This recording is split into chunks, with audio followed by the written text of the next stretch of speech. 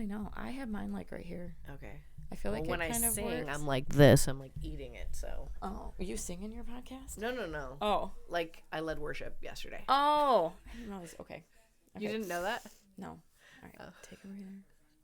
Okay. See, I love this because I feel like we are so similar in lots of aspects that someone recently said, "What don't you do?" And I was like, play piano? But I can plunk out notes, so I guess I kind of can. Play Twinkle Twinkle Little Star. Right? So funny. Okay, well, let's dive in. Do you want to pray first? Yeah, let's do that. Do you want to lead us in prayer? Sure. Okay. Dear God, I thank you so much for just our friendship, our relationship. I thank you for bringing us to this time together. Lord, I pray that our conversation would glorify you, would just encourage people, give them hope. I pray that you would let the words of my mouth and the meditation of my heart be acceptable in your sight. In Jesus' name, amen. Thank you. I don't know why my last one we prayed before I hit record, so that was good. So welcome back to the Multipurpose Mom Podcast, where we talk about all things faith, motherhood, business, all the chaos in between. So grab your coffee. I left mine on the desk, but that's okay. And we're going to jump right in. We're going to talk to my friend Trae. I'm going to read her little bio. Trae is a brand strategist and a storyteller who helps business owners uncover their voice, own their story, and show up with clarity. Through her work in photography, social media, and coaching, Trae guides entrepreneurs to connect authentically and build businesses rooted in who they truly are. She believes your story isn't part of your brand. It's the most powerful tool you have to grow it. So I actually didn't know until just now she has a podcast, so we'll link that in the show notes. I've known Trae probably 8 years-ish. I think Matthias was born. Yeah. Did I bring him to that thing? Maybe? I feel like, I don't know. It was just a random, we're both photographers. Yes. And it was just a random, photography meetup. And even though I'm, an extroverted introvert, I was like, I'm going. I got to meet people. It was for sure after he was born because I was, struggling with, all the things after having a baby at 40. Or maybe after having a baby. And we have that in common, general. too, because I had Asher at 41. Yeah. So here we are. And she knits. Well, she used to. I still knit. I knit for myself now. Yeah, the most beautiful little creations for newborn photographers and for herself now. I love that. And now she's doing brand strategy. And yes. So we're a lot alike, she was just saying, because we're both just kind of in everything. Yes, do lots of different things. So tell us a little bit more about your branding. What made you decide to shift from... Well, it actually happened before the pandemic. Okay. So I know a lot of people's aha moments happened during the pandemic. Mine was a little bit before. I saw this thing called brand photography. Some photographers were talking about it in Facebook groups, and there was one woman that was kind of leading the fray of brand photography, at least bringing it into focus for people, to use a photography pun. And I was really intrigued and decided to take her course, learned a lot about storytelling. I mean, I already was telling stories, but it was just newborn stories and maternity stories and family stories. But I actually really fell in love with brand photography because it is the storytelling of businesses. Right. And why that's important to me, both my parents are entrepreneurs.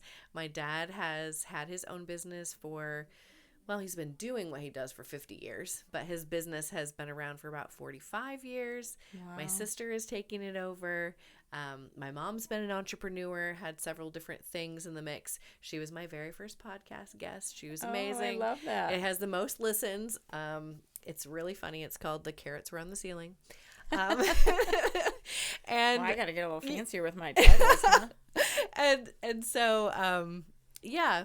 I just love being able to help people uncover what their brand strategy should be based on who they are created to be, based on themselves. And so I talk a lot about who you are and who that attracts. Okay. Not so it's about really pain more points. than just showing up for a 90-minute photo shoot, capturing you're in your element. It's more... Right. Well, what I found was people were coming to the photo shoot, hyped about it, ready for it. I took all the pictures, and then they were like, these are amazing. Now what do I do with them? And I was like, oh, well, this is the story that we're telling. And they were like, I didn't know that. Because they didn't have a story that they were coming to. They just knew they needed a headshot. They knew they needed stuff for socials. And then the overwhelm of like, well, what do I do now? Okay. Yeah. So really helping people uncover what the story is to tell. We're not creating something that doesn't already exist. Right. We're uncovering it together. Okay. What has been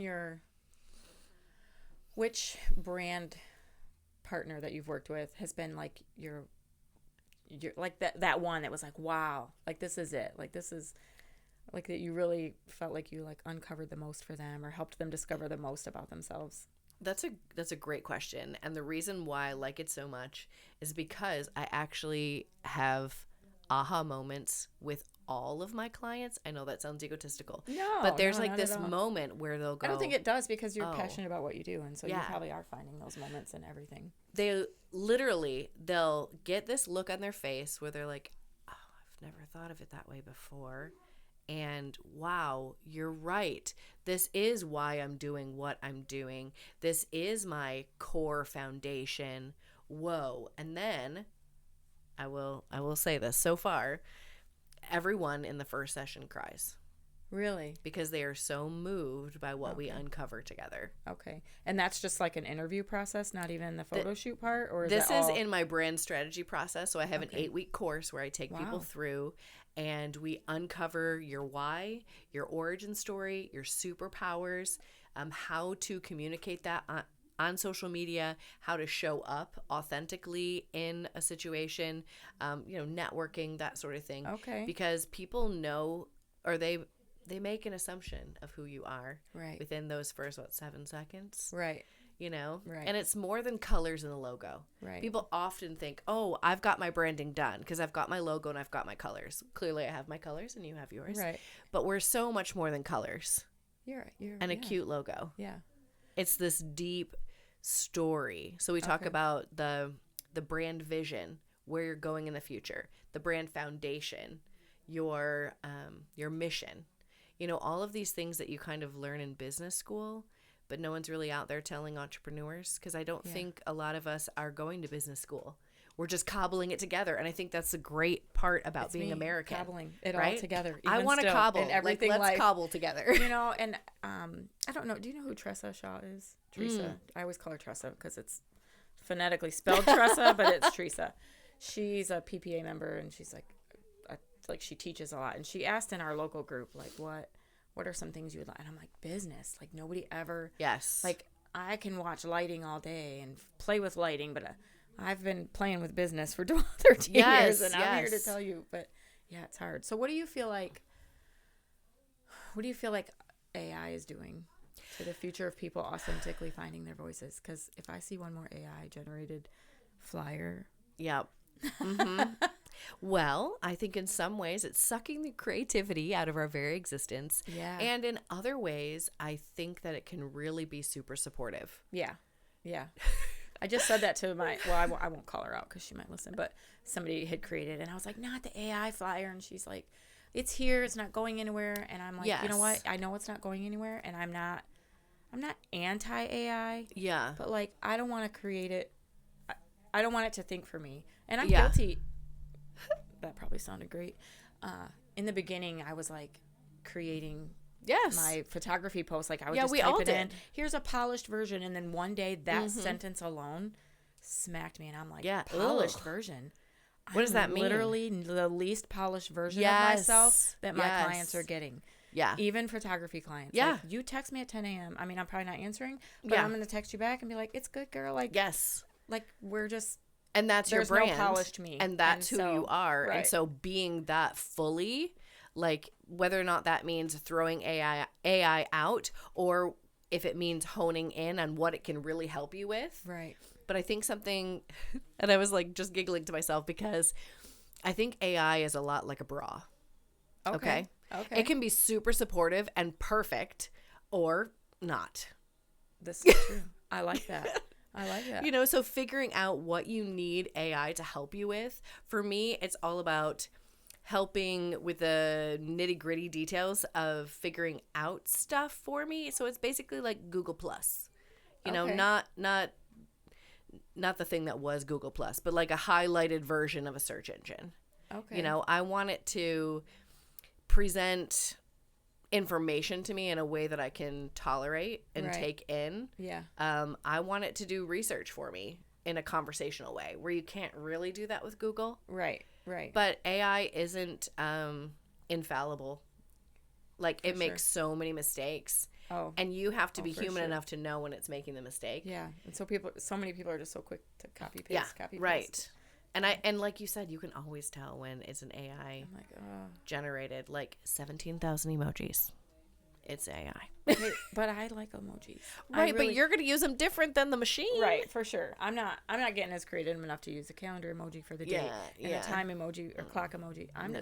It's really all silly faces. I was going to say, and I bet you have your emojis that you use all the time. Yeah. So I could probably tell when it's AI generated because it's not a you emoji. For sure. That's so fun. So what else are you up to in life? You have 2 children. You homeschool, I do. Correct? I am we homeschooling. We both homeschool. Yes. So I teach fun. at our co-op. Okay. So I teach a beginner's ASL class for small, tiny children. Oh, I love that. Yes. My sister is an interpreter and my brother-in-law is deaf, and I grew up with deaf friends. So I'm not teaching the vast course. It's just like small for like 4 to 6 year olds. Okay. And the deaf woman who teaches was like, please take the small baby children. I would like to teach actual like more developed language and that sort of thing. So we do lots of fun and games. And then I also teach a reader's theater class, which is right up my alley. I'm 100% extrovert. I've never met a stranger. I meet people at the grocery store and like go over to their houses. I want to be more, I go to those networking events. We were just at the Trae County Connections group, and I was just telling somebody, I don't know why I keep coming to these things. Like, I love going to them. I love networking, but get me in that crowded room and I'm like, I don't know where to start. Like, somebody has to approach me. And then, TC. And I just go up to people. TC puts us in groups. And don't you know, my very first connection was another photographer. Yeah. Yeah, that's how I'm it like, works. Of course. How am I going to land a gig now, TC? Right. Yeah.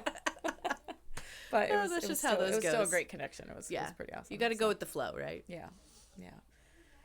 It was great to have an organic conversation, and my mind is blank right now. So let me think for a second. So you've been doing your branding strategy for 6, 7? So the interesting thing is I developed the brand photography first in 2018. And it just kind of evolved. And then I was like, oh, wow, there's actually a gap here, and started to develop this 8-week program. It does have 2 optional additional weeks where we really fine tune the photo part of it. Okay. But people are finding great value in it because, like I said, you start from scratch. You don't really know where you're going. You're 5 years in. You're like, oh, I don't have a vision statement. What are my core values? I don't think I have any of that. Yeah. I have a why statement for why we homeschool. Yes. I have to refer to that often. Right. Well, and getting down to the deep thing that's within you, because most people, when you ask them your why, like if you're at a BNI group and they're like, okay, here's my 10-minute presentation about who I am, their why is like my dog and my husband, and that is actually not your why.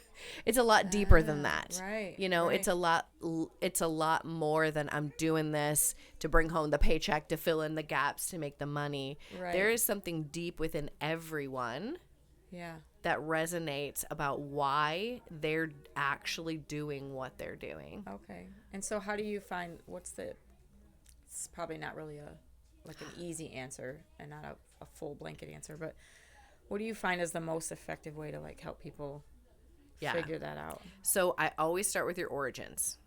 Okay. I feel like just like superheroes, the origin story is the most pivotal part. It's the most important to brand creation. Okay. I need to know where you came from.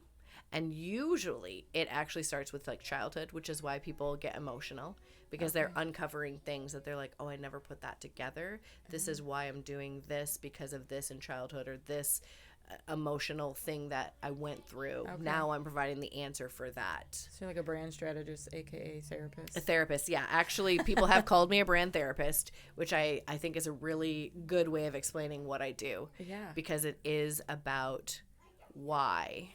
But not why because you're like, oh, I do this because I like cameras and I'm a mom and I had a baby and then I just want to take pictures of my baby. And so many people evolved that way. Yes, but there's a deeper reason. There's sure. always something deeper. Yeah. And if you can figure out what that is, you have the opportunity to create this magnetic brand that is built on something solid that you're never like, what was that again? What is my brand statement? Right. You're not trying to like come up with something. It's just who you are. It's already inside you. And I think, I for sure have never done that with my photography, and probably not as in depth, even creating Multipurpose Mom. Like the Lord gave me this title 20 years ago when I started my first blog. Yeah.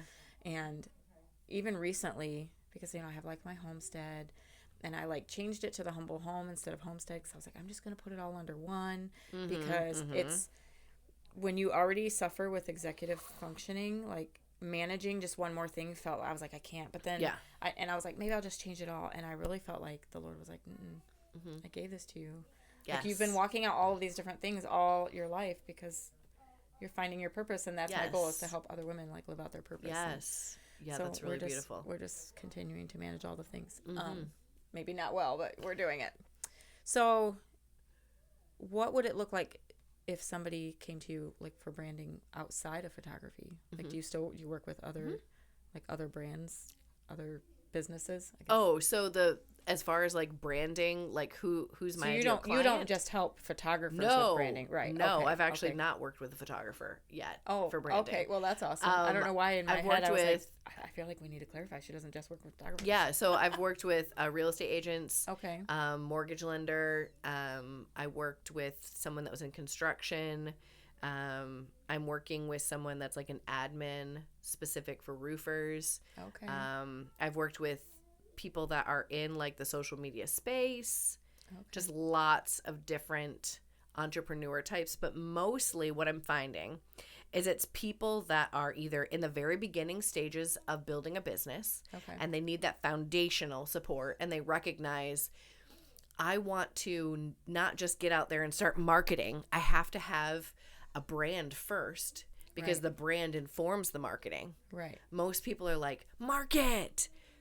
You can't market something that you don't first brand. Right. And so either they're coming to me in the beginning going, I need to know what all this stuff is, or they're coming to me later because they've never done it and like, I'm just missing. Something isn't landing about my marketing. Something doesn't feel right. What's missing? So how does somebody shift?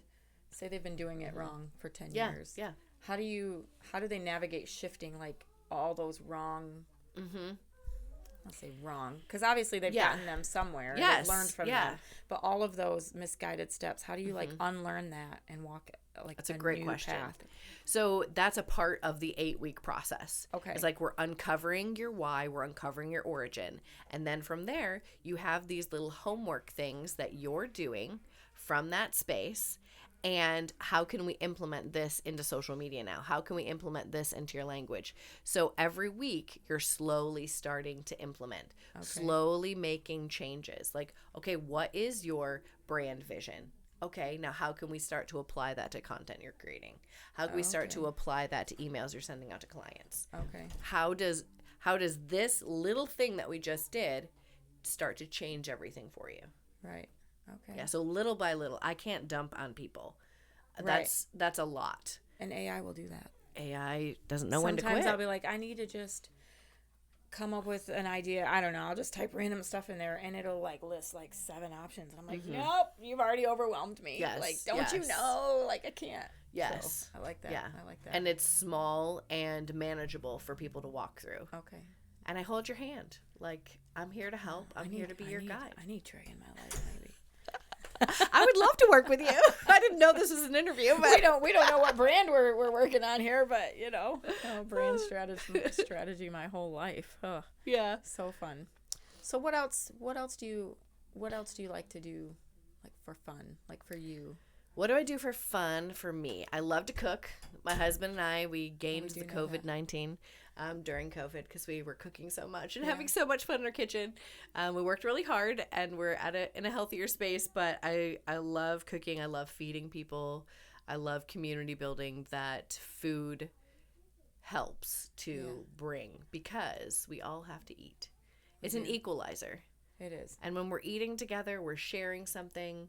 We're partaking of the same thing. I think this goes back to like Jesus in the Bible. Like he is always eating with people. I'm like, yes, this is what we do. We fellowship around food and around this thing that we all need so we can feed ourselves and our souls. And so I feel like that's where my passion for food comes in. You just recently went through, I don't remember, but you changed like your I don't like to use the word diet, so I know you changed your lifestyle of eating. Yes. And so talk a little bit about what that was. Yeah. We have the same bracelet. I know. I was noticing that. And our brand colors too, no less. So funny. So I took a DNA test and it unlocked how I was designed, how I was created, and how my body was made to work. And I just slowly started implementing those things. Okay. And it's like a roadmap. And then recently, going through perimenopause because I am a woman of that age. Yeah, it's so fun. It is so fun. Yay. And I do think that God designed perimenopause for us to draw closer to him. But we can have some extra support. Right. And I've found some extra support in the form of peptide therapy. I know everyone's talking about it, and I don't want to go off into that, but I think it's good to be open to what can be the best supportive help for you. Right. And I'm not like jabbing myself filled with the Ozempics and all that kind of stuff, right, but just what can help on this journey through perimenopause. Okay. Because I didn't know it was coming for me because my mom had a hysterectomy and I haven't gotten a great history from my mom either. Yeah, I've tried to ask her because I'm 48 and I feel like some things are starting to show signs and I'm like but she also had a hysterectomy very young, right? Like I think my sisters, we've all had like just not great female reproductive systems, right? I say that I've birthed 5 kids, but but I had a lot of, I had ovarian cysts removed from my ovaries when I was a kid. I have PCOS. Yes, I have PCOS too. God gave me a bunch of kids anyways. Sometimes people are like, right, you're lying. And I'm like, no, I'm not. I promise. I'm miserable every month. It's like. Yes. Well, my doctor was like, and this was helpful. He was like, the fact that you have PCOS and you have the kids that you have is like a beautiful gift and a miracle. Yeah. And it's helpful to think of your children as a gift and a miracle in the middle of crazy hectic days. Yeah, especially on the hard days. Yeah. Right? Like you're Sometimes here I joke, and it's a miracle. Matthias's name means a gift from God, because there's a 14-year gap.